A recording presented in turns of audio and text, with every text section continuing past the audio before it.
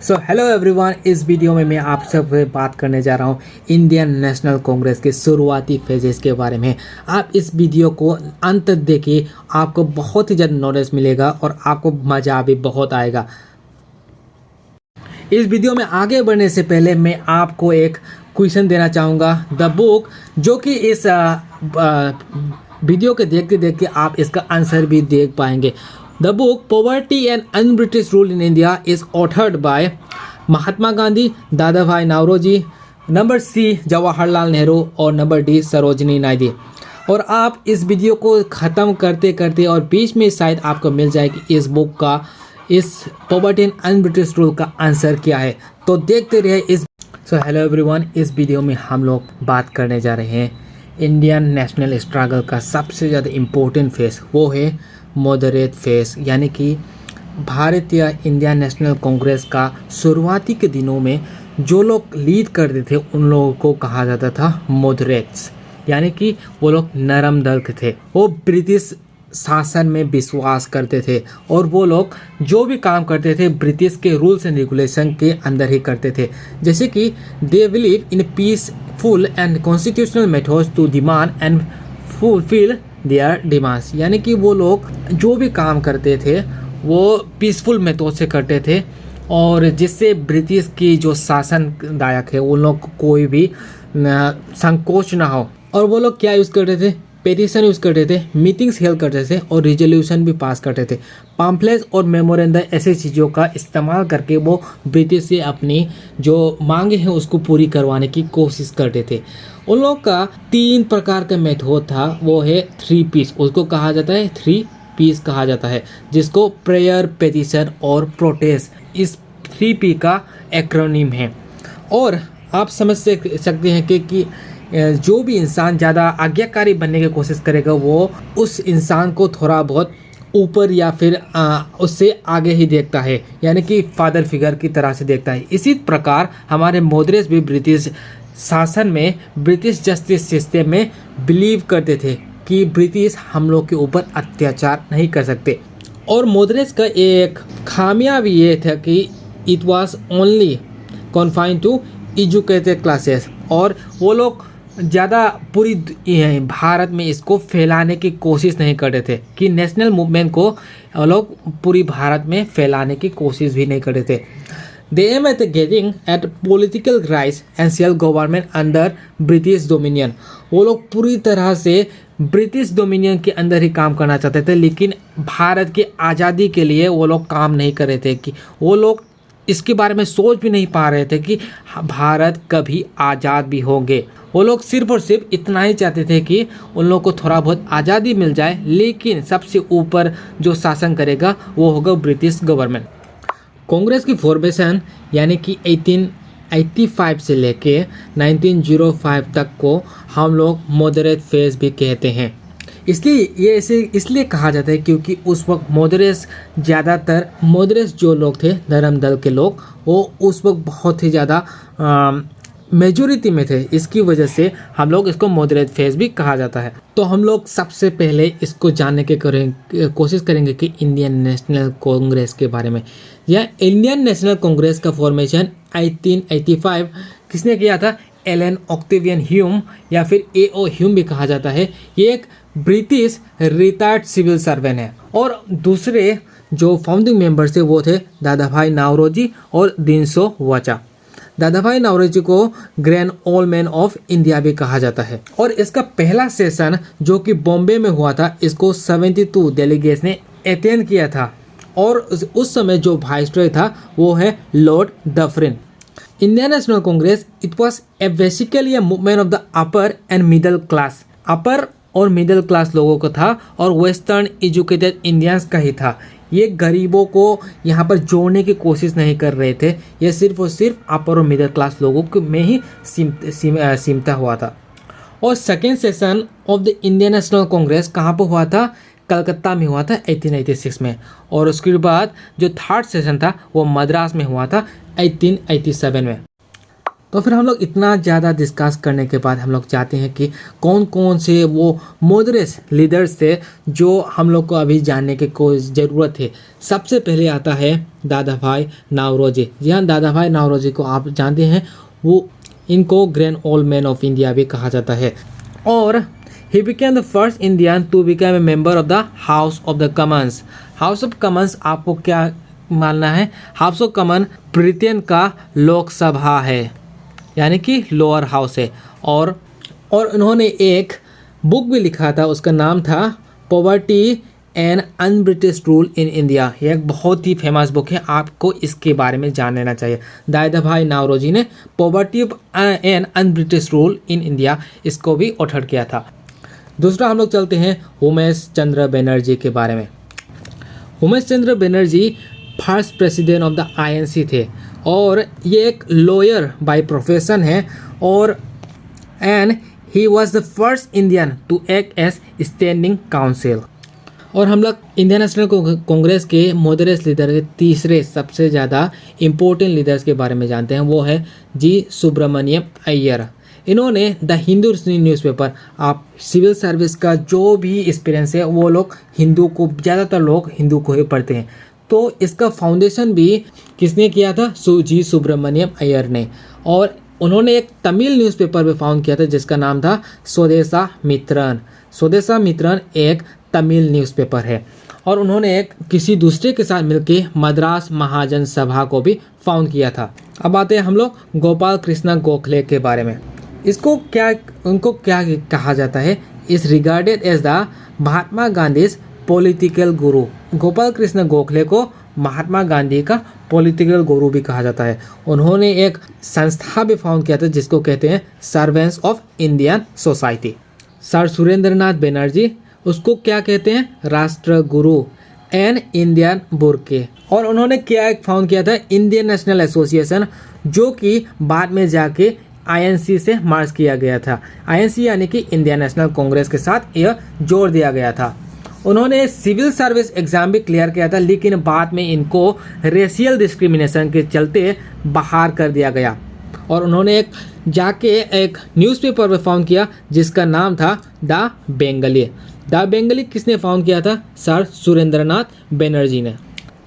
बाकी moderate leaders के बारे में हम लोग जानते हैं कि Raj Bihari Ghosh, RC Dutt, MG Ranade, Feroz Shah Mehta, Madan Mohan Malaviya, Ananda Charlu, S Subramania Iyer और विलियम वेडरबर्न।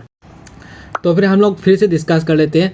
पहले मॉडरेट लीडर है दादा भाई नौरोजी, दूसरे नंबर पे आता है उमेश चंद्र बनर्जी और तीसरा है जी सुब्रमण्यम अय्यर, चौथा है गोपाल कृष्ण गोखले, इसको महात्मा गांधी का पॉलिटिकल गुरु भी कहा जाता है, और आखिर में आता है सर सुरेंद्रनाथ बनर्जी। और बाकी सबको आप एक बार रीड भी कर सकते हैं।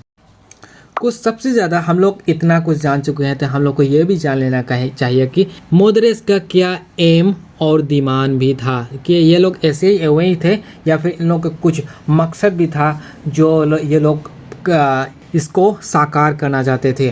तो इन लोग का मकसद है एजुकेशन ऑफ द मासेस, यानी कि पूरी भारत के लोगों को एजुकेट करना, और organising public opinion and make people aware of their rights. और ये लोग भी ये चाहते थे कि लेजिस्लेटिव काउंसिल को रिफॉर्म किया जाए और separation of executive from the judiciary. और उन्होंने एक स्लोगन भी दिया था 1892 में, नो टैक्सेशन विदाउट रिप्रेजेंटेशन, यानी कि हम लोग जनता आपको टैक्स नहीं देंगे अगर आप हमें आपकी तरह ही काउंसिल में, लेजिस्लेटिव काउंसिल में नहीं बिठाएंगे तो, यानी कि नो टैक्सेशन विदाउट रिप्रेजेंटेशन। और आर्मी में जितना ज़्यादा हम लोग को पैसा जा रहा है उसको कम किया जाए, और एवोल्यूशन ऑफ सोल्ट टैक्स, उस वक्त सॉल्ट में भी टैक्स लगाया हुआ था और ड्यूटी शुगर में भी टैक्स लगाया हुआ था, इसको कम किया जाए या फिर हटा दिया जाए। Freedom of speech and expression, यानी कि हम लोग को बोलने की आज़ादी हो।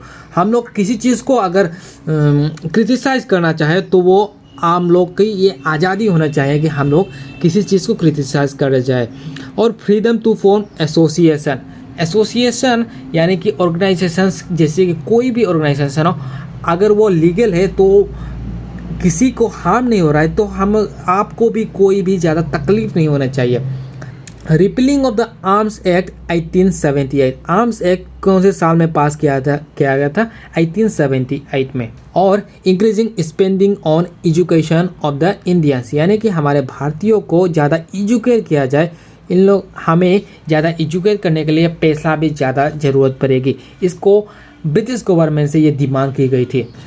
मोदरेस के बहुत ज़्यादा डिमांड्स है, लेकिन क्या इनमें से कोई भी डिमांड सक्सेसफुल हुआ या फिर ये सब एवं ही बस दिखावे के लिए था?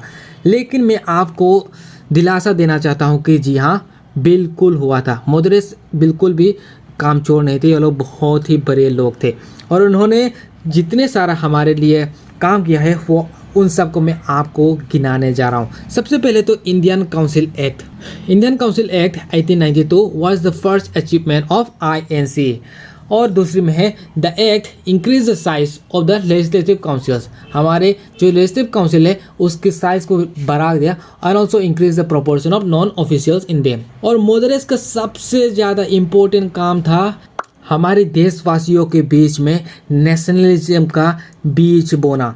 इसके बगैर हम लोग आज तक आज़ाद ही नहीं होते। अगर मैं आपको कहता हूं कि हम लोग के नेशनलिज्म के बिना, एकता के बिना हम लोग आज तक कोई भी मशहूर महान लीजेंड्स जैसे कि भगत सिंह हो, जो भी हो, अगर इन लोग के बिना, अगर इन लोग ने नेशनलिज्म का जो चीज़ थे अगर वो नहीं बोया होता तो आज हम लोग शायद आज़ाद ही नहीं होते। इसलिए कतरा कतरा से समंदर बनता है, अगर ये लोग नहीं होते तो हम लोग आज तक आज़ाद ही नहीं होते।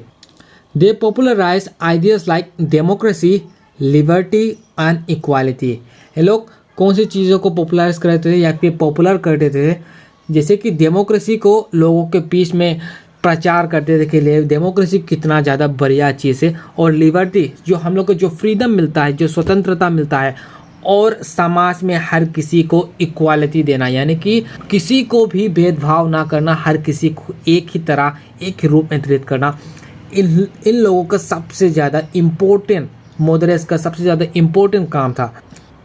और मोदरेस ने क्या एक्सपोज किया था? यानी कि क्या खुलासा किया था कि ब्रिटिश हमारे देश से क्या क्या चीज़ें लूट के जा रहे हैं। इन लोगों ने इकोनॉमिक ड्रेनिंग पॉलिसीज़ को पूरी देश के सामने उजागर किया था। Leaders like Gopal Krishna Gokhale and MG Ranade were social reformers too, और वो लोग सोशल रिफॉर्मर्स भी थे, और उन्होंने चाइल्ड मैरिज और विडो रीमैरिज को भी फिर से इम्पोज किया था, जिसकी वजह से हम लोग आज इतनी ज़्यादा स्वतंत्रता देश में रह पा रहे हैं। मोदरेस इतने ज़्यादा बढ़िया थे, लेकिन इन लोग का भी कुछ लिमिटेशंस था जो मैं आप सबके साथ डिस्कस करूँगा। This phase of the national movement excluded, यानी कि इस फेज ने इन लोगों ने किसको एक्सक्लूड किया था? मासेस को। Only the educate elites participate in it, यानी कि पूरी भारत के देशवासियों को ज़्यादातर को उन लोगों ने इग्नोर कर दिया, उन लोगों ने यहाँ पर ध्यान ही नहीं दिया, जिसकी वजह से ये मूवमेंट, ये मोदरेस बहुत ही ज़्यादा सक्सेसफुल नहीं हो पाए। और मोदरेस ने दे डिड नॉट डिमांड क्या? Complete independence from the foreign rule. वो लोग चाहते ही नहीं थे कि उन लोगों ने ये डिमांड ही नहीं किया था कि हमारे देश ब्रिटिश से पूरी तरह से फ्रीडम हो जाए, यानी कि स्वतंत्रता पाले। They did not understand the power of the masses.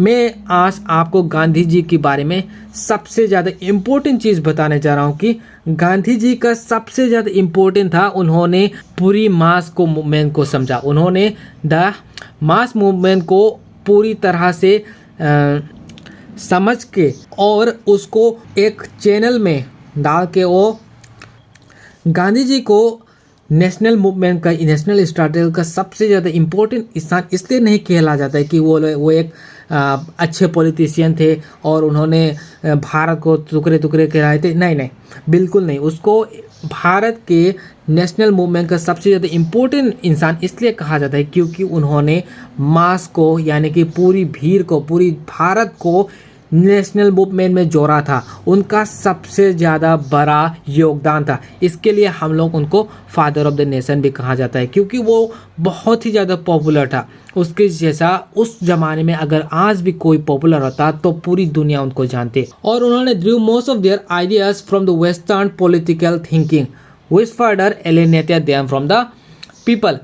Mother जो थे वो जो भी आइडियाज़ थे वो वेस्टर्न पॉलिटिकल थिंकर से ही लेते थे, यानी कि हमारे रूट से कोई भी उनका जुड़ा हुआ नहीं था, जिसकी वजह से लोग उनसे कनेक्ट नहीं कर पा रहे थे। तो ये रहा आज का video. Thank you very much for watching this video. और मैं आपको बताने जाऊंगा कि मैं इस सीरीज़ को कंटिन्यू करते जाऊंगा। इसके बाद भी और भी वीडियोस आएंगे जो कि आपके मॉडर्न हिस्ट्री को कवर करेगा। तो till then thank you very much for watching this video. My name is Naveen Ahmed. Thank you very much. और आप जाते जाते मेरे चैनल को सब्सक्राइब भी कर देना।